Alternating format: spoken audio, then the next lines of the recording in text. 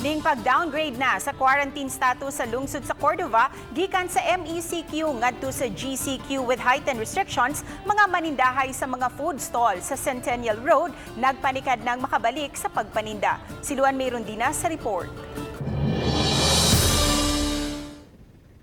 Dayag sa hitsura sa mga food stalls dinhi sa Centennial Road ang epekto sa pagpatuman sa MECQ sa lungsod sa Cordova sulod sa kapin o sa kabuan. Nangaguba na ang kadaghanan sa 164 ka mga food stalls nga naglaray dinhi.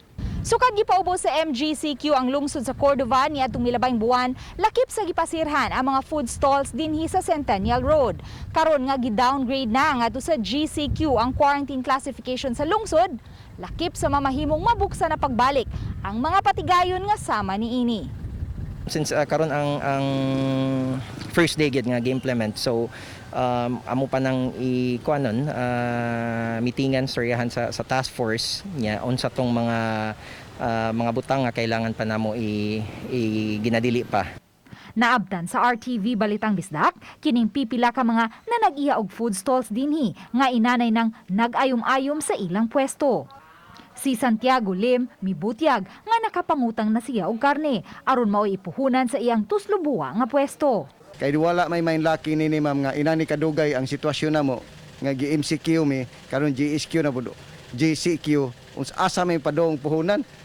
Wala naman gyud nga pila ra may kita aning roro gud ma'am. Mga manindahay miangkong nahurot-hurot na ang ilang puhunan sa taas nga panahon nga wala makapaninda. Pati mingawa yun. Galisol kita kaon na kay pati mingawa makayo dire. Gimigan na nga.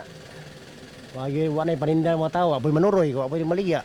Misaad hinuon silang mutuman sa health protocol nga ipatuman sa lokal nga kagamhanan.